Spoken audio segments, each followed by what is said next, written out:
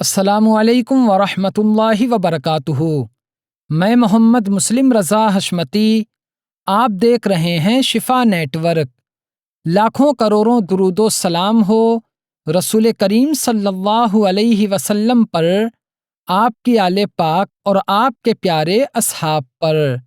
ناظرین، کتاب عیون الحکایات میں ہے، حضرت سعید بن مسیب رضی اللہ تعالیٰ عنہ بیان فرماتے ہیں کہ ایک مرتبہ حضرت لقمان حکیم رضی اللہ تعالیٰ عنہ نے اپنے بیٹے کو نصیحت کرتے ہوئے ارشاد فرمایا، اے میرے پیارے بیٹے، جب بھی تمہیں کوئی مصیبت پہنچے تو تم اسے اپنے حق میں بہتر جانو اور یہ بات دل میں بٹھا لو کہ اس مصیبت میں تمہارے لیے کوئی نہ کوئی بھلائی ضرور ہے، اگرچہ ظاہری طور پر وہ مصیبت ہی نظر آ رہی ہے، لیکن حقیقت یہ ہے کہ وہ تمہارے حق میں بہتر ہوگی۔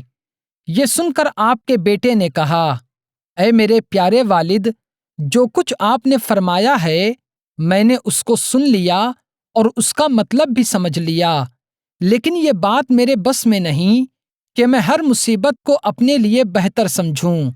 میرا یقین ابھی اتنا پختہ نہیں ہوا ہے۔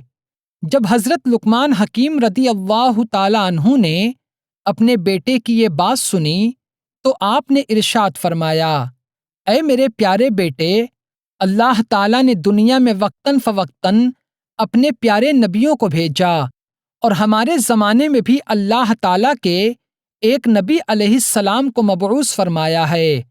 چلو ہم اس نبی علیہ السلام کی صحبت بابرکت سے فیضیاب ہونے چلتے ہیں، اور ان کی باتوں کو سن کر تمہارے یقین میں مضبوطی آ جائے گی۔ آپ کا بیٹا اللہ کے نبی علیہ السلام کی بارگاہ میں جانے کے لیے تیار ہو گیا، چنانچہ ان دونوں نے اپنا سامان سفر تیار کیا اور سواریوں پر سوار ہو کر اپنی منزل کی طرف روانہ ہو گئے۔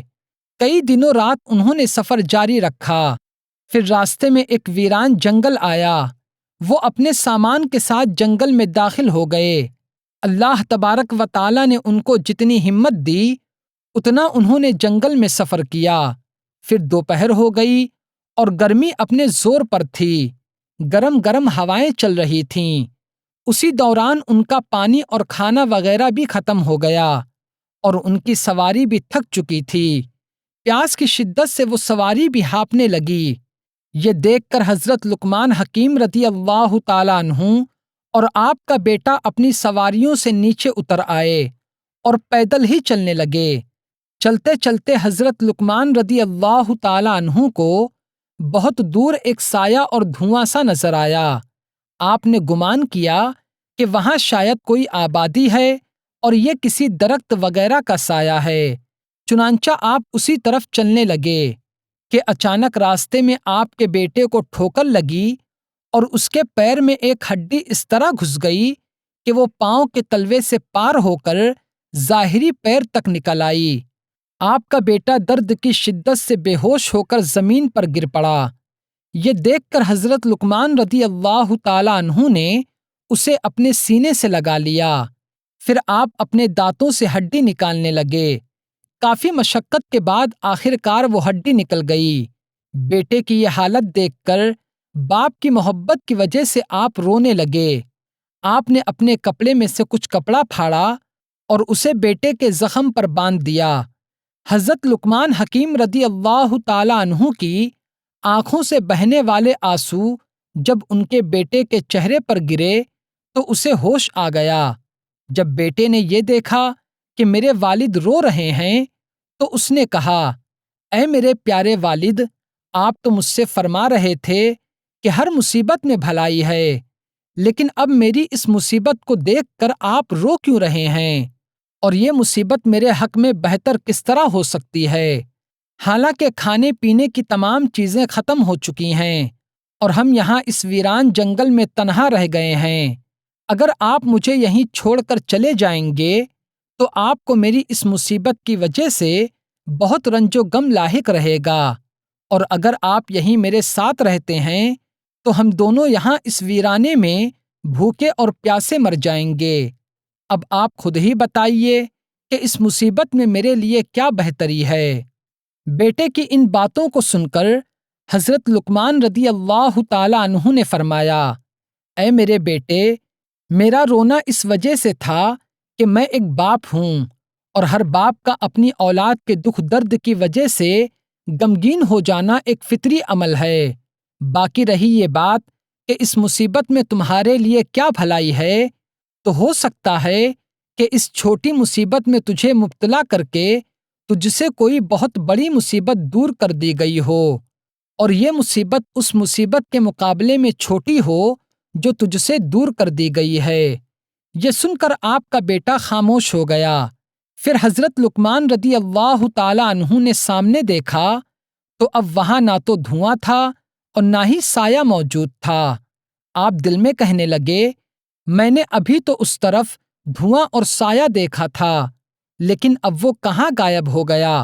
ہو سکتا ہے کہ میرے پروردگار نے ہماری مدد کے لیے کسی کو بھیجا ہو۔